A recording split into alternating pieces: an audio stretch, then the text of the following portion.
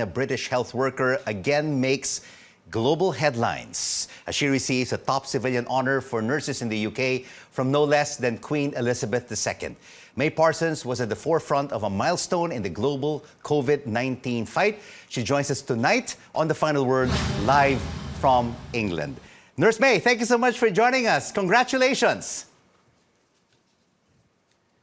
Oh, thank you so much for having me again, Rico. So what did it feel like to receive the highest award for gallantry on behalf of the more than 1.5 million NHS staff in England? Well, it was very, very surreal. It wasn't something that, when you come into nursing, it's something that you expect to be doing. So it was really such a high esteemed and honored place to be in. And I don't think Queen Elizabeth is doing any more of this live and in-person awards. And she's made this a special kind of excuse to kind of do it for the NHS. So the last one that she's done was in 2020. Mm-hmm. So I didn't think we weren't thinking that we were going to be seeing her, but obviously this was a huge honor for everyone that's, done their best. And actually, some of them have actually lost their lives and all the bravery and the things that we had to go through. That it was such an honor to be picked to represent all of them. And Prince Charles was with the Queen at the palace. And as you say, it was surreal. Was it a dream come true to meet, shake the hand of the Queen and have a conversation with her? Yeah, well, actually, I didn't even think about it. I never ever even dreamed about it. I've never thought that I would have to, have any reason to see them apart from a telly or, when you visit the palace and you see them from afar. But I've never really even thought about it. And the fact that actually, even if I did dream, it actually is a dream come true, because obviously she's not being shown publicly for to a lot of people anymore. So it was so I don't know. I think I thought I was dreaming all of that time that I was with her. And actually, to tell you the truth, Rico, I was really, really overwhelmed with emotions after the event, because you never really think about these things until it happens. And the fact that she was so nice and she was so funny and she was so down to earth. She was actually making everyone feel so at home. And I thought, oh my goodness, she's like your Lola. That's right. So yeah, she's so lovely. Yeah, well, your dream indeed has become a reality, and it's in pictures and it's in videos. What did she tell you, and what did you share with her, Nurse May?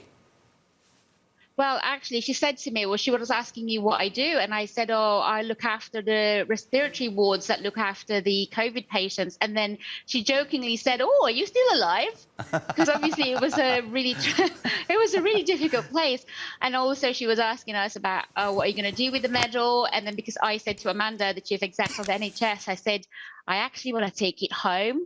And then so she mentioned it to the Queen and we were all laughing. It was like, oh my God, why did you tell her that? And then she said to one of the ladies that was there, she said, oh, well, don't put it in your bag now. So, we thought she was so funny. And then when we sat down for the official photographs, when she sat down and everyone else followed suit, she actually said, well, don't be glum on the photos. And then we were all giggling because it was so funny, because we were all kind of tense and everything, but she was so funny and she was so interested in what you have to say. Absolutely. So the Queen really has a sense of humor.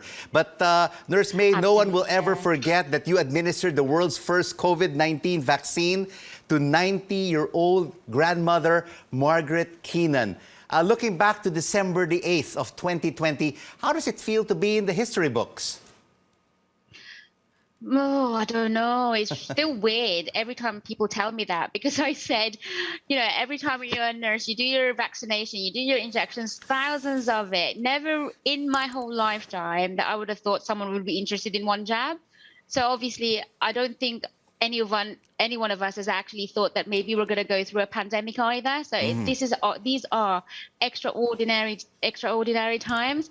But yeah, it's weird to be in the limelight because, as you know, with the social media and you being outside and people knowing who you are, you're also a target for bullying and social media trolls. So I had that to deal with. But I think, with all the things that's happened, that's really nice about this publicity.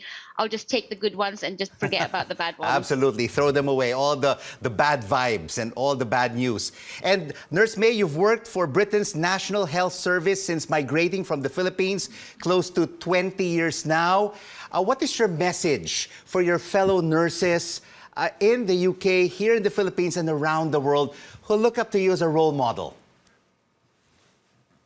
Well, I think, for us Filipinos, we are really known for our compassion, for our work ethics, for our respect.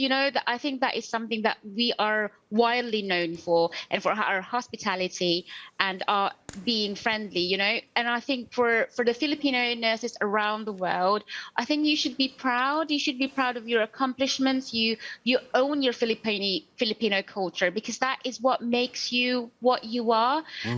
Also, I think in the Philippines, when we grew up, we were kind of very meek and very reserved, and we don't talk against any, we don't chat back, as it were.